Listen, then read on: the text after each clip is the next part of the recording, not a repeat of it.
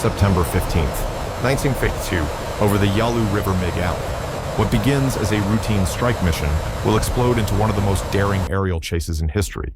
In the cockpit of an F-86 Sabre, with Bugs Bunny painted on its nose, sits Captain James Robinson Risner. He doesn't know it yet, but today, he will cross a forbidden border, battle Soviet-built MiGs inside China, and attempt a rescue maneuver no pilot had ever dared before. This is his story, the Korean War, a forgotten battlefield to some, but in the skies, it was the crucible of the jet age.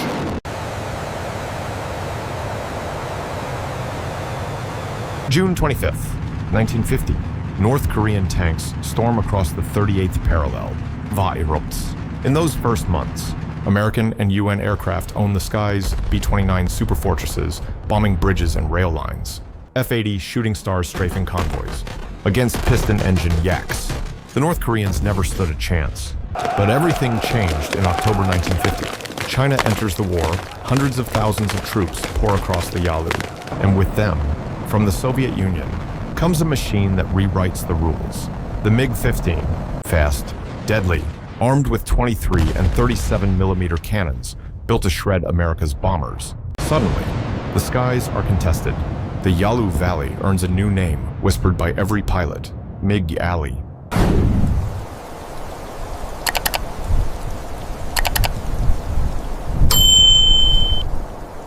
December 1950. For the first time, America's brand new jet, the F-86 Sabre, meets the MiG head-on, and history witnesses the first great jet versus jet duels. By 1951, MiG Alley becomes the most dangerous airspace on Earth. Soviets, Chinese, and North Korean pilots rising from Antung clash daily with U.S. Sabres. Thousands of dogfights, dozens of aces made and lost. On the ground, the war grinds into trenches and artillery duels, but in the skies, the fight only grows more vicious. America shifts its strategy, bombing bridges, dams, factories, trying to choke the North Korean war machine. To stop them, MiGs launch in swarms from across the Yalu. U.S. Pilots are ordered never to cross into Manchuria. One mistake could ignite a world war.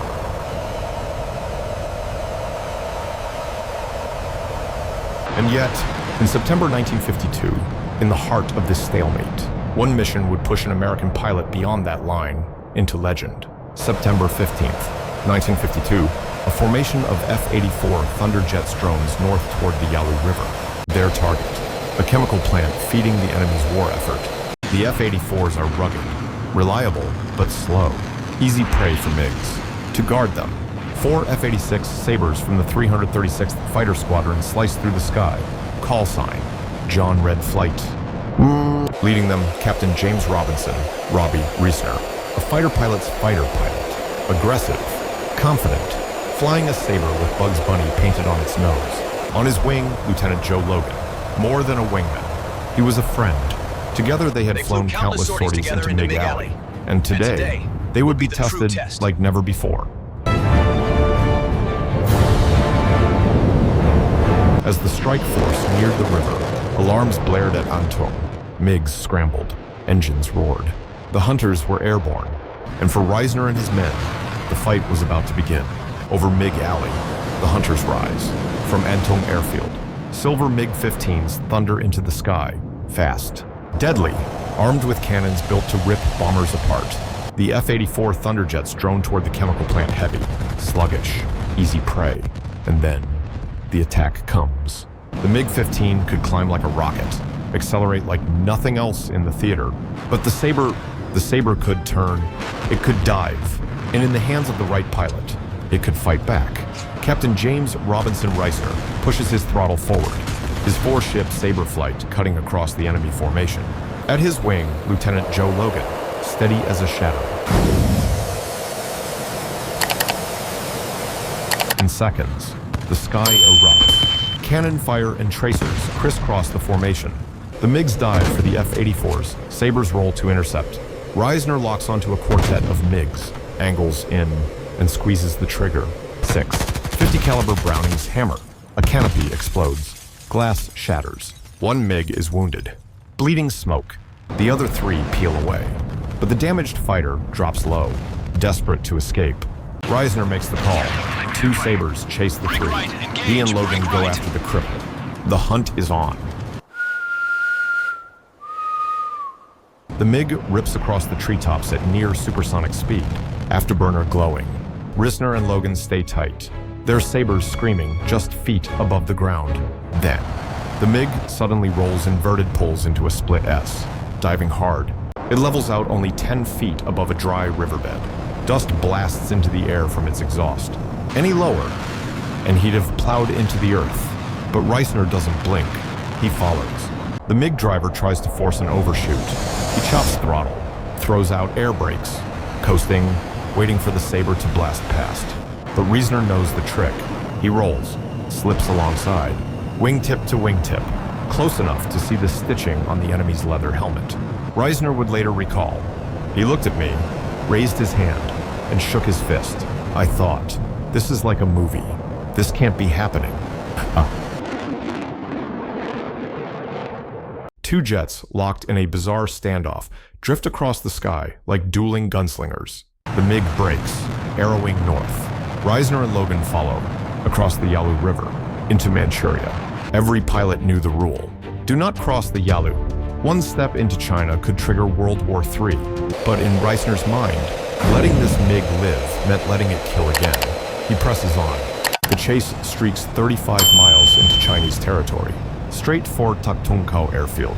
Anti-aircraft guns open up, the sky flashing with black bursts. The MiG jinks and weaves, skimming over parked aircraft, dodging obstacles by feet. Risner and Logan stay on him. Tracers hissing past.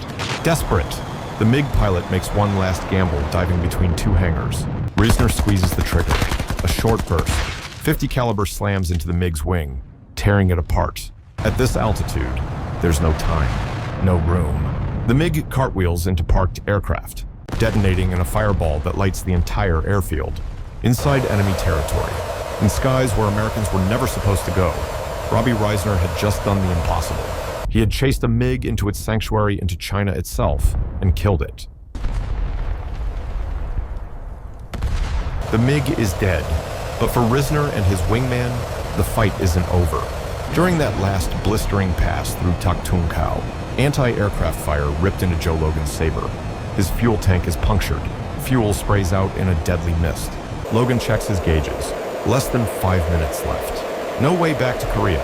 If he bails out now, he'll land in China in enemy hands. Risner knows what that means. A good man, a loyal friend, doomed to become a prisoner or worse. Risner makes a decision no pilot had ever made before. He pulls close, inches away from disaster. He slides the nose of his F-86 forward, pressing the upper lip of his air intake into the tailpipe of Logan's jet. 2 jets locked together, one pushing the other at 190 knots through enemy skies. The turbulence is brutal. Logan's aircraft bucks wildly, every downdraft threatening to flip Risner under or over. Hydraulic fluid and fuel gush from Logan's crippled jet, splashing across Come on, Risner's just a little cockpit. further. His vision is nearly gone, and yet he holds for 15 minutes, 8 times. The connection breaks 8 times. Risner fights his way back, steadying nose to tail.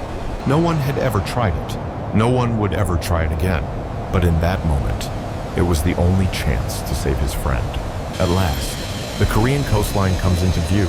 The island of Cho-do, home to a U.S. rescue detachment rises from the sea. Logan has one chance. Shut it down, Joe. Time to jump. I'll see you.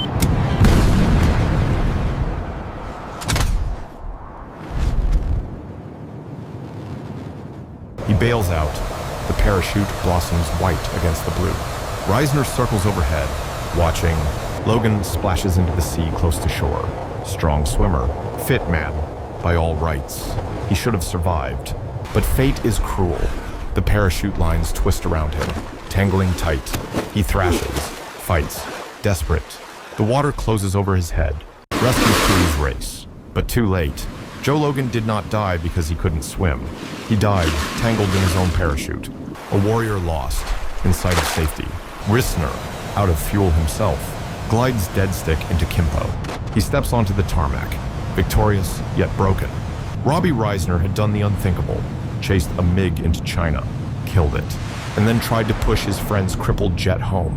But courage is not always enough. That night, there was no reunion at the base, only silence. Risner never forgot. He carried Joe Logan's memory for the rest of his life through promotion, through Vietnam, through 7 years in captivity. In the end, Risner proved more than a fighter pilot. He proved what it meant to be a brother in arms, willing to risk everything, even the impossible, for a friend. September 1952. Against impossible odds, Captain James Robinson Risner had chased a MiG into forbidden skies, killed it, and risked everything to save his wingman. For that courage, he was promoted to major.